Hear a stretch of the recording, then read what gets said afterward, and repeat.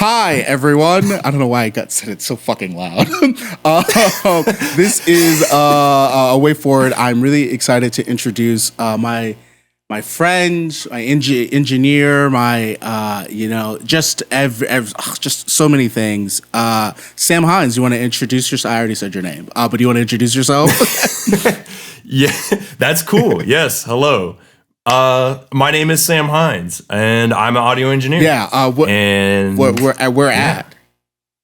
I am an audio engineer here at my studio in San Marcos, Texas, called Hound Sound. Yes. So Sam is fucking incredible. We met in college, and he had been like running a studio just like in his apartment because like we were in college and shit. And he was like, "Yo, like I want to end up building like a big studio." And I was like, "Yo, I believe it. I believe the vision." And he has been working and grinding and putting in 14-hour days and shit for years and years and years and years and years. And has built it. Absolutely. And it is beautiful. So what I want to do is, I know I have a lot of friends who ask me about like the music industry and how did I get into music and how do I learn, how have I known stuff. It's Sam. The reason I know, I want to say 3/4 of the shit that I know is from the dude Sam. He is incredibly knowledgeable and incredibly smart. So I thought it would be really, really cool to talk with him about his journey and our overlapping journeys in music and shit like that. Because he's just not only so knowledgeable, but just like, if I could clone, like you're a white boy, right, Sam? If I could take your white boy DNA and spread that, to the masses so that we can have white boys that just like are like Sam. We'd be able to take this country back, man. We're taking it back. We're taking this country back. Sam's really for the people, but I've been talking long enough. So Sam, you, what is your introduction into music? When did you start doing music stuff? Gassing me up, man. I really appreciate that. Expect a lot of that, by the way. The half of this episode is, I was going to actually tell you beforehand, because I know you hate that shit, but this is what the episode will be. Yeah, all right. He's shouting you out. You're incredible. All right. Yeah, man. How did I start music? I started playing the drums when I was like 12 years old, probably like 11 or 12 years old. I didn't know anything about music, like no formal like background. Yeah. My parents didn't play music. My sister had a guitar growing up and she played guitar and I thought that was cool. I kind of tried to get into that, but like I didn't understand anything about music. And I saw a video of this band called The Who. They're like an old, like classic rock band called The Who. Yeah, I'm sure people. Well, some people might not know. I guess that's true. I mean, they're old. They're pretty old. Yeah, it's a classic rock band, The Who, and their drummer Keith Moon. It was like Woodstock or something like that, like some show like that, and he literally they played their set and he destroyed his drum kit and like lit it on fire and like smashed it up. And I was like, that is kick ass. I want to do that. Like that drumming is kick ass. Like I didn't know anything. I loved, like, there was some bands I really liked and in music I was into from like playing the Tony Hawk games. A lot of that music I was really inspired by. But like seeing that, like that chaotic energy, like, oh, I could play the drums. Like that's that shit I want. I could figure that out. Like I was looking at that, like that guy is not super like musically inclined. It doesn't look like it. Like if that guy can play the drums, I can play the drums. So like I was like set on this mission to like be a drummer and like learn to play the drums. I was like, I didn't know anything about music and my parents would refuse to buy me a drum kit. And like, so I just got like sticks and would like try to make like Lego drum kits and like Rock Band, the video game. Yeah, absolutely. Like the Rock Band. That's where I got my start. Yeah. My neighbors had it and we'd go over there and I'd play that for hours and I was like just so like locked in, like I gotta be a drummer, blah, blah, blah. And then they finally got me practice pads and then eventually a drum kit. Shout out my dad. He was like, all right, this guy wants to do this shit. So, we'll get him a drum kit and yeah, just started from there, man. And then I just became addicted. Like I just drum lessons. Like I formed a band at the music school, like where I took drum lessons. They had a little band program, like build a band program. And I did with the other students there.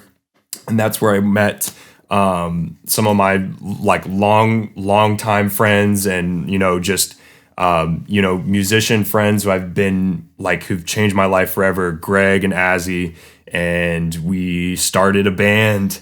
And then, from there, we just kept playing for years and started a band called Your Greatest Obsession. Good band. And then met Obi, the band. Yeah. It's a good band. And we went hard, man, in Houston. And I played in that band many, many years. That's where I started recording. I recorded and mixed our first EP in 2010. So it sounded really bad. You were how old? On GarageBand. 16 in 2010? 16, 17? No, I was 15. 15? Yeah, so 15. Yeah, so like 2010, like 2009 or 2010 is like when I first started recording music.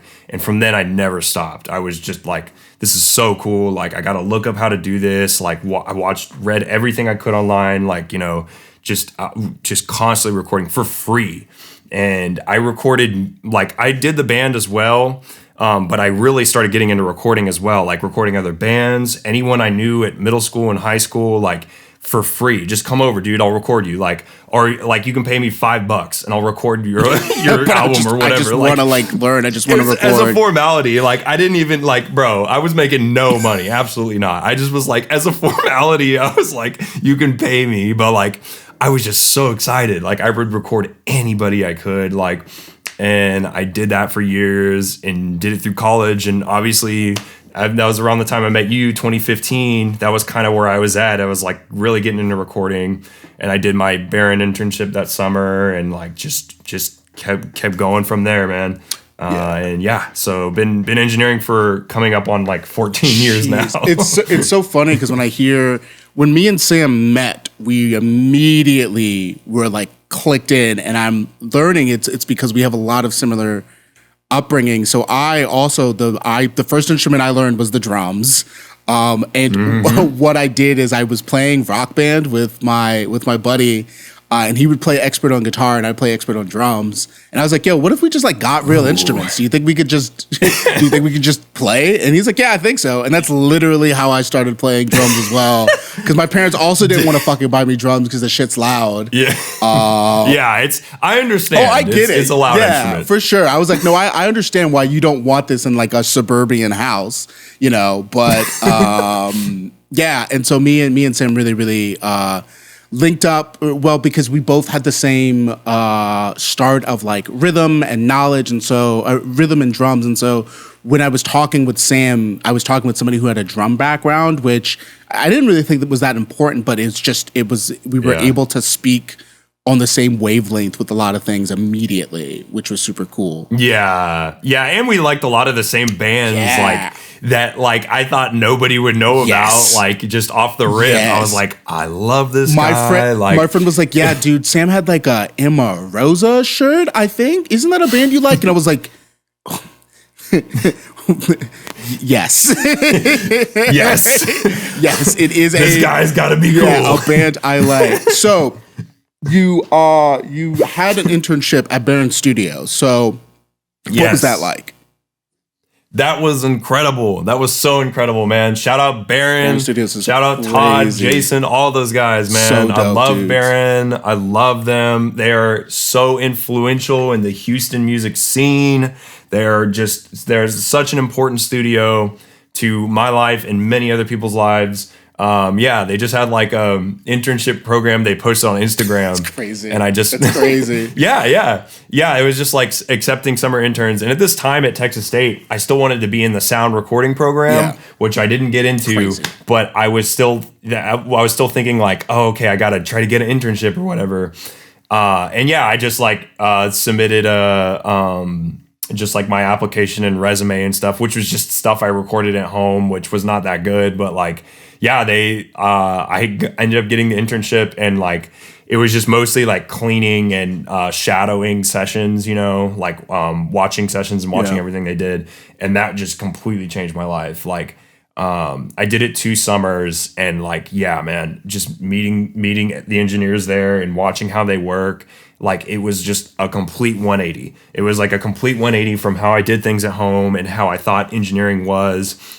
Being able to see a commercial studio that had been running for years and like, this is how you do it. I just was like, I wrote everything down. Like, I was like, everything. I was like, bro, like, if this is a career path, like if what they're doing here is possible to make a career, like, I swear I'll do it. I will do everything I possibly can to do it. Like, you know, like even, and at that time, like before then, the way I was recording and stuff, I just was undeveloped. I didn't really have like a system of taking clients and how I would record things and how I'd send files and stuff, and seeing their system and how professional they were.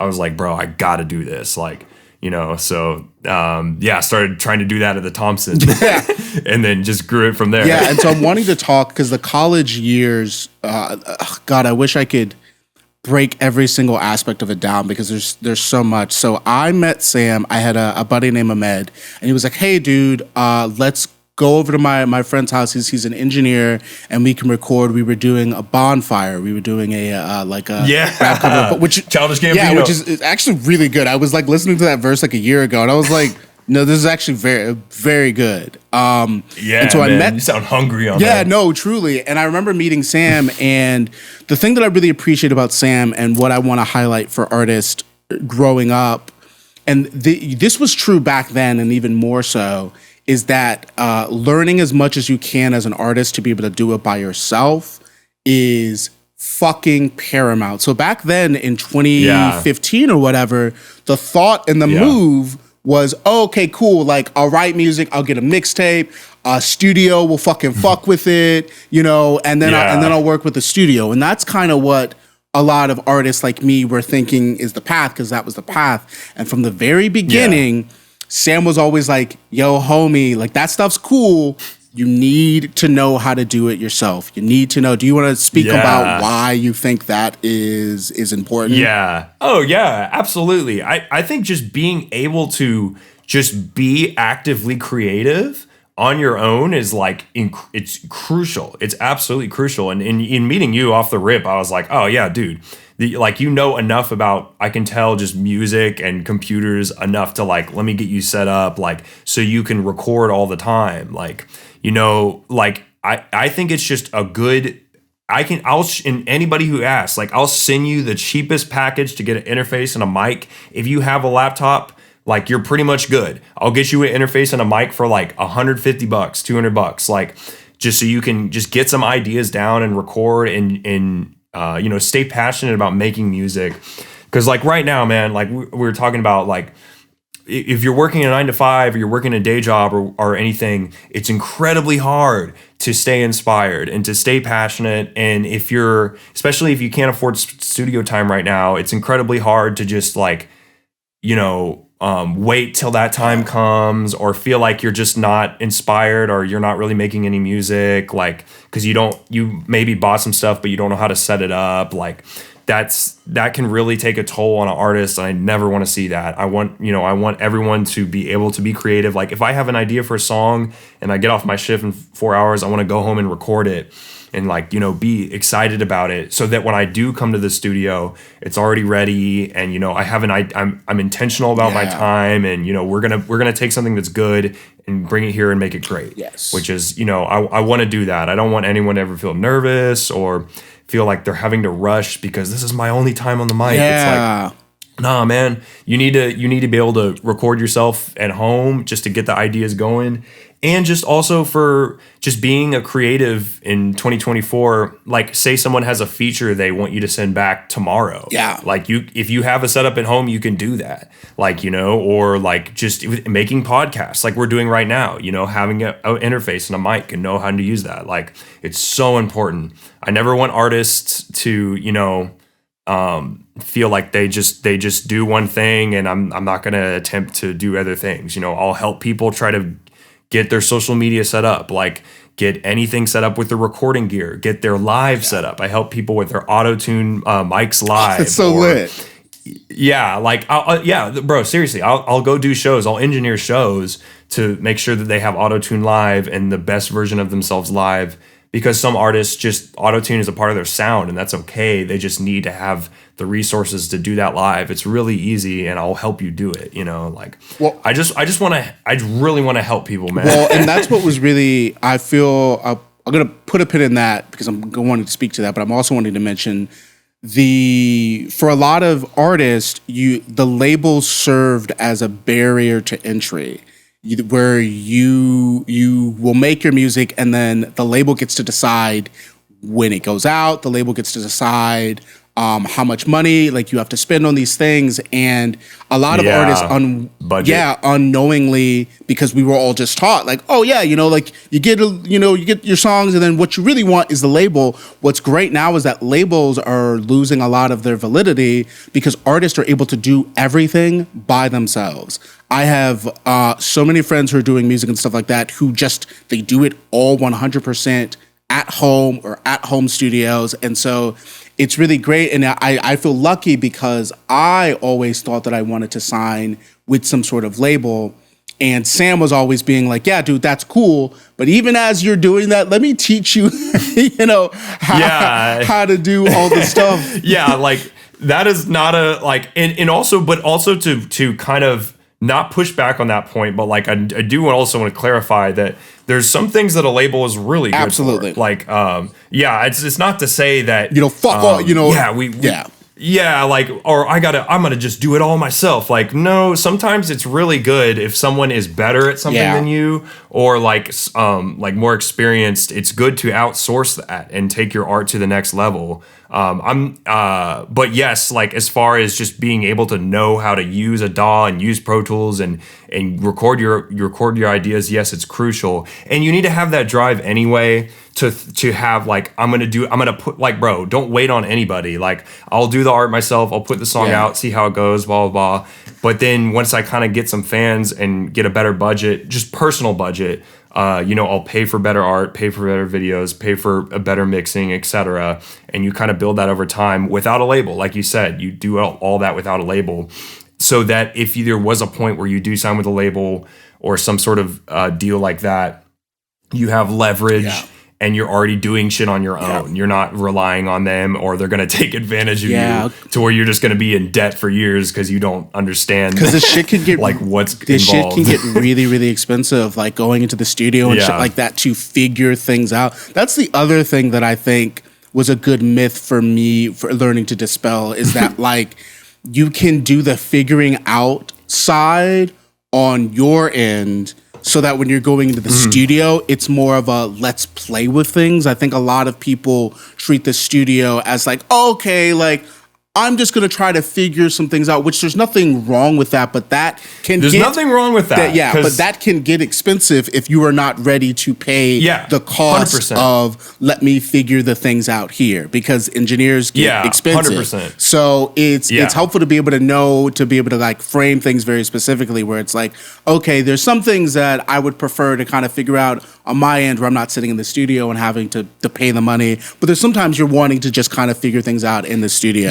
And being able to have both 100%. Options is super nice, especially nowadays where people can just write their own stuff, Yeah, 100%. Yeah, and just bottom line is I want anyone to be able to be creative. Just going back to saying, I know everyone's time is more limited, now more than ever. If you're doing music on the side of your main job, or you're working more than one job, or you're you're freelancing and other things, it's really hard to find time to be creative. So I just want everyone to have the ease of access for recording themselves, or even coming here, man. My rates are pretty competitive. Dude, my rates are pretty steel. Affordable. His rates are fucking steel. A straight up, you are so lucky to work with him at these rates. I'm not trying. I'm not trying to they're but the way I position Three Hounds is I want this nice, completely high end commercial label environment for a price that you can pay. You can come and pay easily. It's not. I don't want Three Hounds to ever not be affordable. It never will be. It will never not be affordable for someone to come in and get their idea correct and get it presented to them, the best it can be.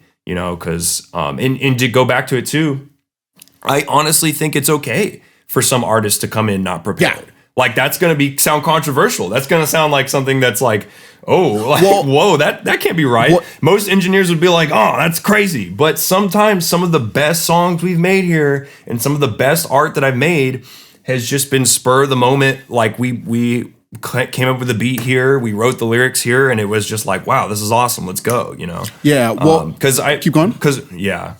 All I was gonna say on that point is sometimes if people come in like with demo-itis and they're over prepared, like they've been like, I've been listening to this song thousands of times. I have every syllable correct. Yeah, I have every syllable perfectly calculated where they're supposed to go in the song, and it needs to be just like this. And if we don't get it done in an hour, I'm just gonna lose my mind. And it's like, okay, bro, I'd rather you be a little less prepared because now because now you're coming in with this like this limit on your art. Yeah. If you come in with like, my art is this box and we need to keep it in this box, it's like, just put the song out, man. Like, what are you coming to me for? Because I'm gonna come rip your box apart. Yeah. Especially if I think there's a way we can make it better. No, for sure. So yeah, that's the like.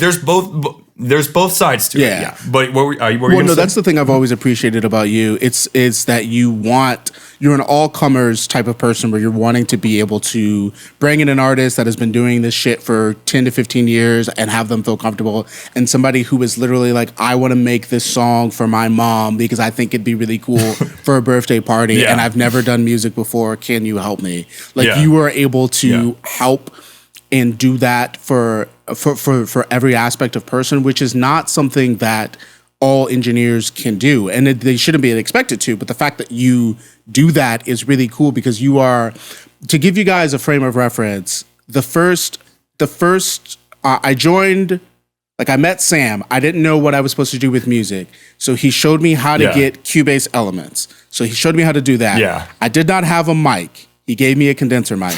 I did not have an interface. He gave me his old interface.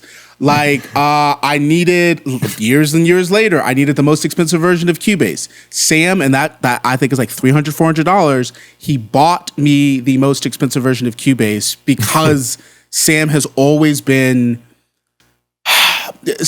someone who's like, I want to help you get it. I want to help you figure out how to do this. Yeah. And he treats everybody else exactly like that. And so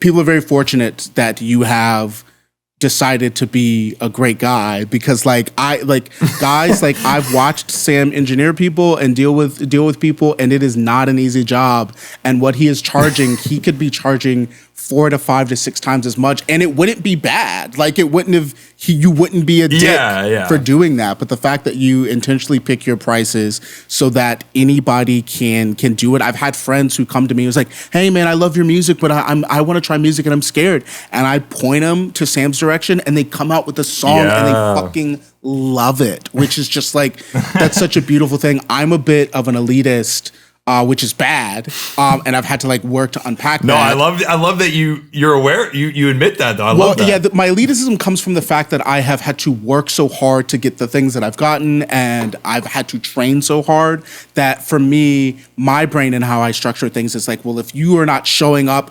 100% fucking locked in, have everything, you were wasting this person's time, and fuck you. Yeah. But that's just such a rigid way of thinking, and I've unpacked that from working with Sam and seeing Sam work with people who are like, yeah, man, like, I don't really know what I'm trying to do, but I want to do something. And Sam's able to help these people find what it is they're looking for, Yeah, yeah. And there's nothing wrong with like in being in, because I've seen other engineers too who that's just not what they want to do. Like they only want to work with like, you're 100%. You're developed artist and you're intentional and like you have something going for you, and that's cool. But like some of the things that gives me satisfaction the most is having an artist who's like just kind of newer in music, but I see a lot in them and I see talent in them, and developing that gets me so fired up. Is like seeing someone who like is clearly talented or like clearly is onto something with their music, but they've never had a good recording. Like they don't know like how to do anything. They've never put out music or etc. Or they have, and it just hasn't been mixed right. Doesn't sound very good. Like being able to show them like, dude, you're talented. Like check it out. Make it sound good, and like develop this artist over the course of just like a few months, and seeing the music they're putting out just months later or even a year later, and it's crazy good and people are loving it, and it's like, yes, this is awesome. Like I love this, because this is also the start of their career, or the start of them getting that good reception. Yeah. So it's like a moment for them to feel good that the effort that I put in is paying off, and that makes me so happy. Yes. And I don't know. So question. So you were in college. Talk to me about what it's like to run a studio and be a full-time college student, computer science student, and run a business during that. Yes, I'm wanting to hear about that, because we can look at the end result and see you as a success story, and it's this beautiful thing. But it was very, very difficult with a lot of work. So I'm wanting to hear about, like, even in pursuing your dreams of the studio, you were still getting a college degree as the backup, right? Yeah. Yeah, well, I wouldn't even say as the backup. It's kind of weird. Like, I never even thought I was doing the studio just like for fun. And we'll get into this too, making a lot of money, but I didn't realize it was. Like, but I wasn't even like, my A plan was to get my degree and go into software engineering. Oh, yeah. I wasn't even Yeah. Yeah. I mean, like, but it's like, I'm not even saying that's what I was passionate about. It was just like, I didn't get into the SRT program at Texas State because I couldn't read music. So it was like, I had to pivot. Yeah, I had to pivot from audio engineering to computer engineering, like electrical engineering, which was like, fuck it, whatever. I'm going to get the best degree I can and like go all in so I can get a good job. But like, I was just doing the recording as passion on the side and like slowly starting to make money doing it. But yeah, dude, my entire college experience was either studying or recording music. There's nothing else I did, like, or mixing music like in between classes. Like I would go to class, go to the library and mix, go to my next class, go home and do a session, and then go back to class at night. And then I'd come home and then do sessions till like 1 a.m. Or I was working. Sometimes I would also work Foward, DoorDash. I did Amazon for a bit. I would, yeah. And man, like it was weird that, I was just like, oh, I got to get a degree and get a good job. That's what I got to do. And I was really starting to make a little kind of not a lot of money recording, but like by 2017, 2018, I was very easily able to do it as my main job and not do Foward and DoorDash and Amazon and all the other things I was doing.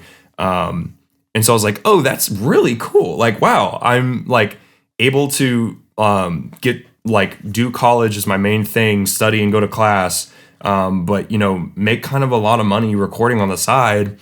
And then we go through, fast forward a few years, I finally get my degree.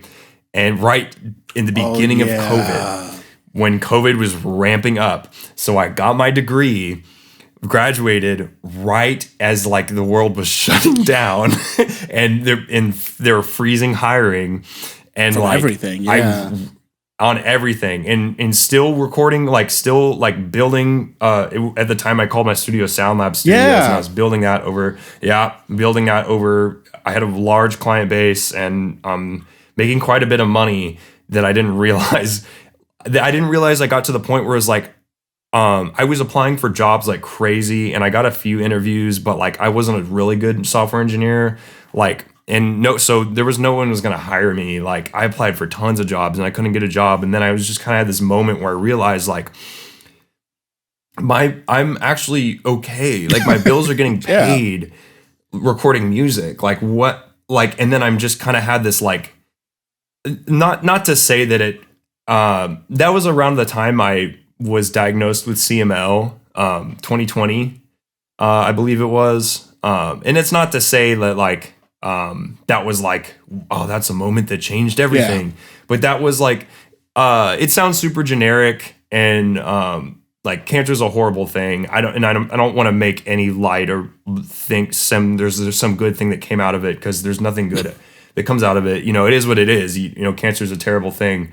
Just kind of getting that diagnosis was like kind of a 180 of like, okay, this is my time here. What do I really want to do? And the answer was make music, be an audio engineer. So I was like, all right, like I'm going to do it. I'm going to just do that. Because at the like, time, we'll see how long I can go. We didn't know if your time was going to be short, right? No. I mean, for a little while after the diagnosis, because I just didn't learn further, but quickly we were reassured that it's going to be okay. This is very treatable. Cool. But there was a little bit for sure before we understood. There was a little bit time. I don't even like to say it that so much, but like just where it was like the feeling of like, you know, like this is my time here, you know, like I need to make good use of it. And yeah, so I was just like, all right, like told my parents, like, I'm going to just go in on this audio engineer thing. Like, I'm just going to do that. And they were really supportive. They were really supportive. Yeah. They were like, all right, just, you need to work hard. You need to hustle and make it happen. Like, you know, and that's what I did, you know? So yeah. And I started that in 2020, and here we are in 2024, and we got Hound Sound, and I'm glad I didn't get a job trying to be a software engineer. So talk to me about, so you've always had, you're always telling me that like the main goal, like with the music, is to hopefully be able to open your own studio, right?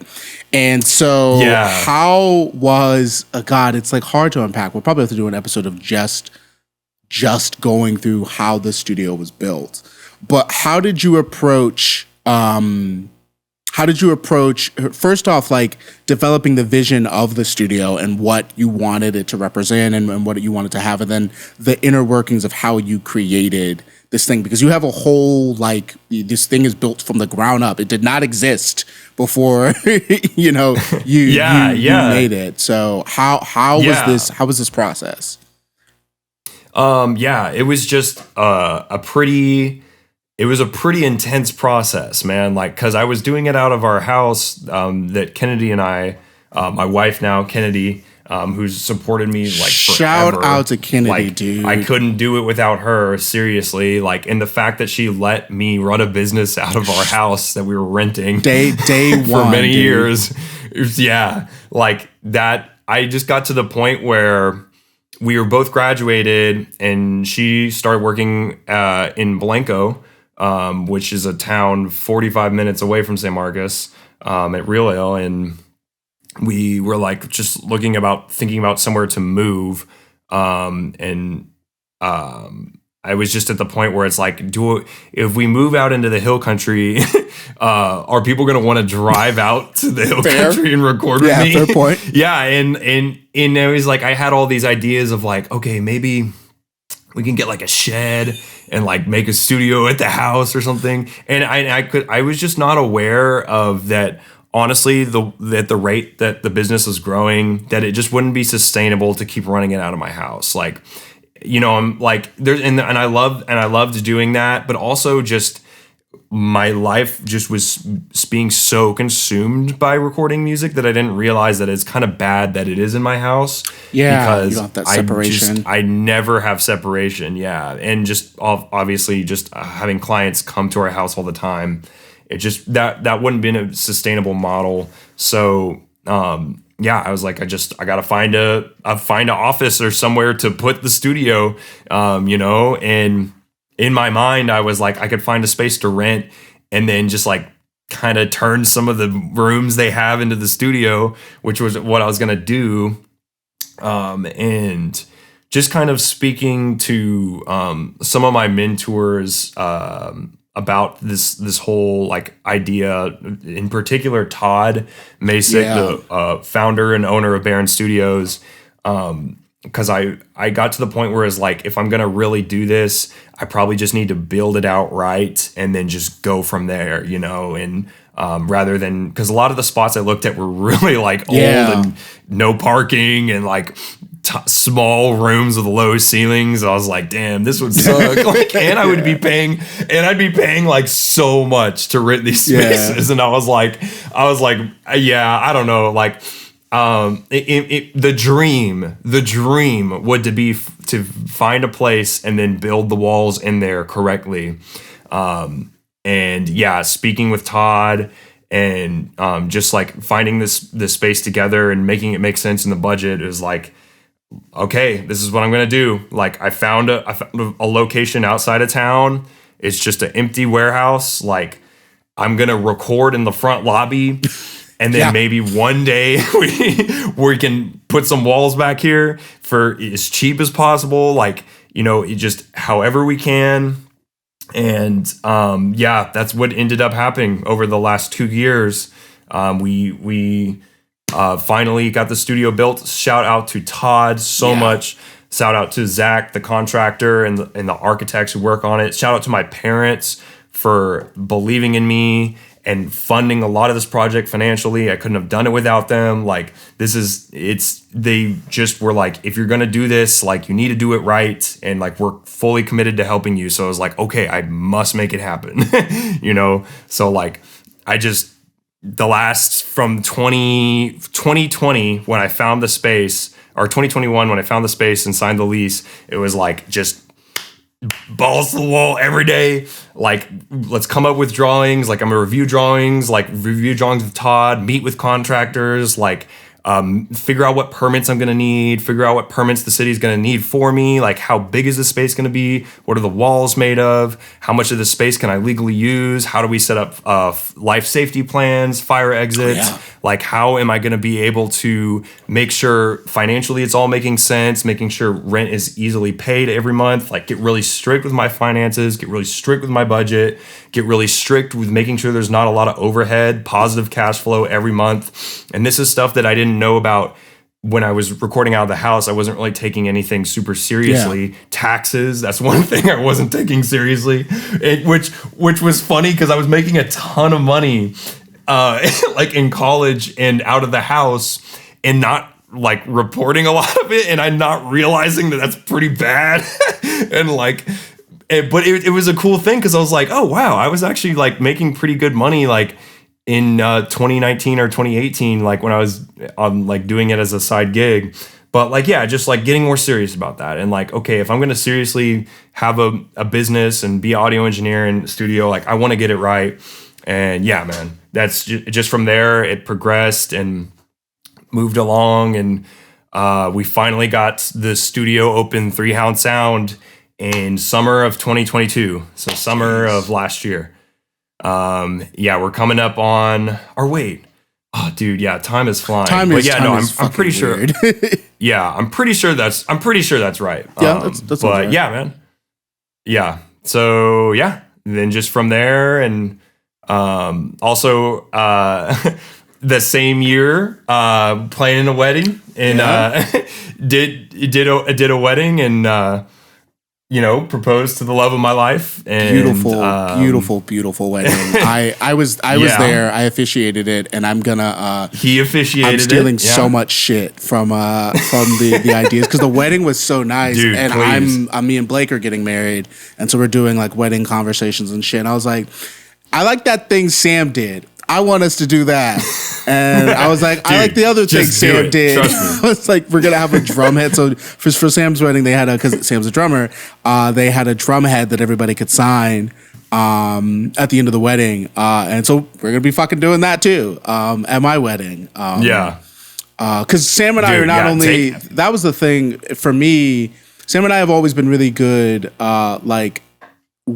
not coworkers, but just like we worked together, and that was a strong thing. Coworker. But I also wanted us to be really good friends. But I don't know how to you don't really know how that is, and we're both super busy and stuff. And so when he asked me to officiate the wedding, I was like, oh damn, we are.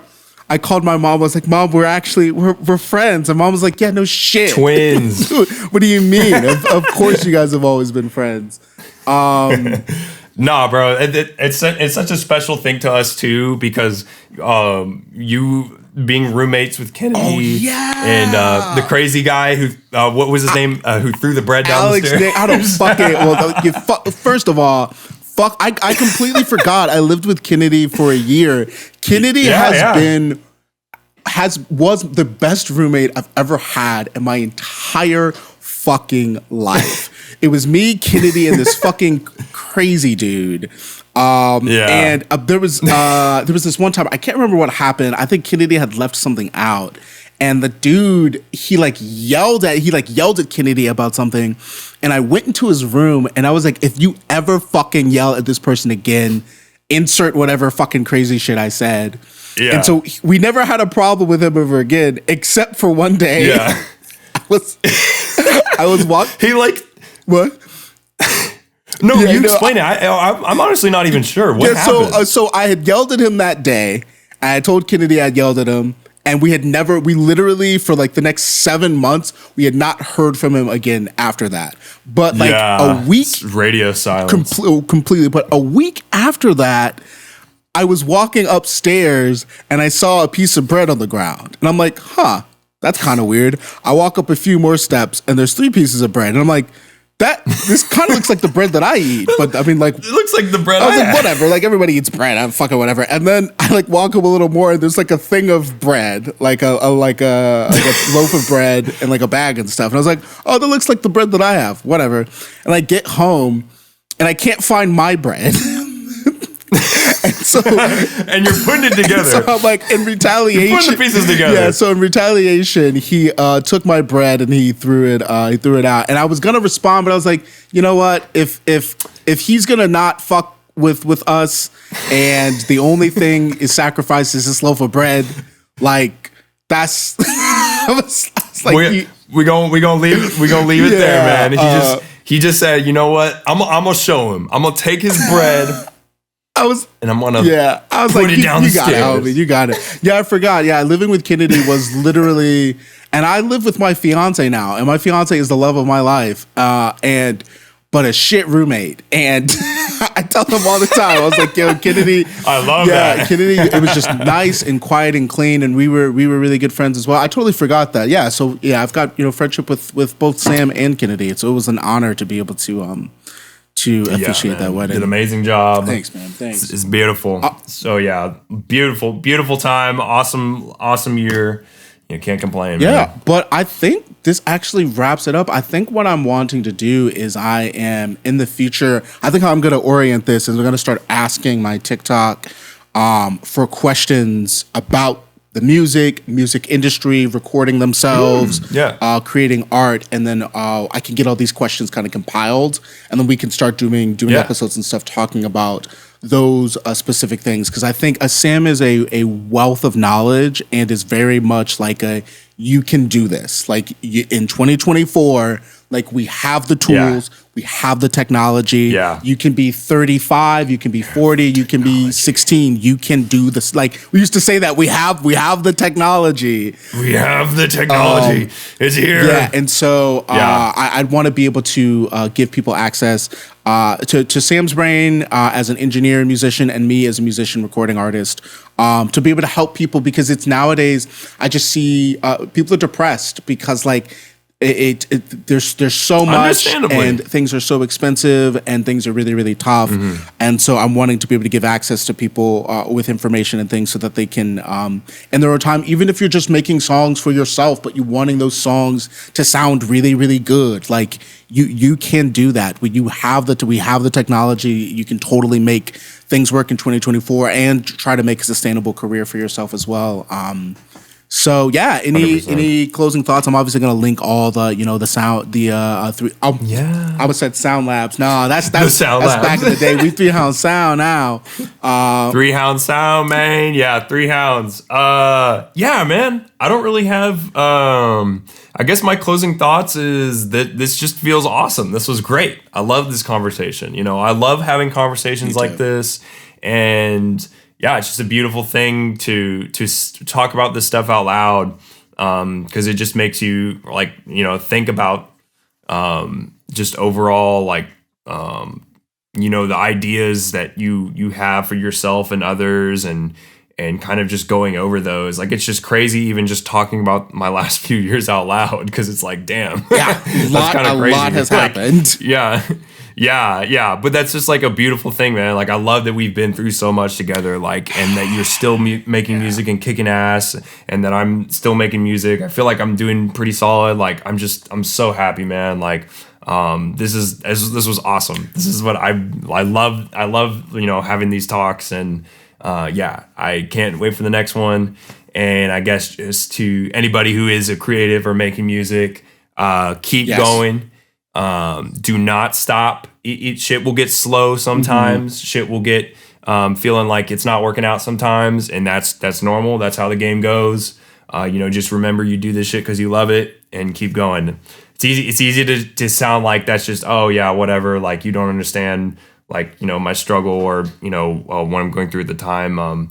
But I get that. Like, trust me. And if you need to take a break with what you're doing, do that too. Like, if art is not serving you how you want it to in your life, that's okay. You never got to force it. Just stay down and just keep it pushing. Like, it'll work out, but maybe not in the way you think. Maybe not in the way you think. That's super valid. Yeah. This is 100. That's yes, everything to that. I was gonna say something, but I just want to end on that because I think that's really good. Well, definitely more episodes. I'm excited to see how this is all gonna pan out, but definitely more episodes. I'll start collecting people's thoughts and questions and shit, and we'll keep knocking it out. Bye everybody. We'll see you soon.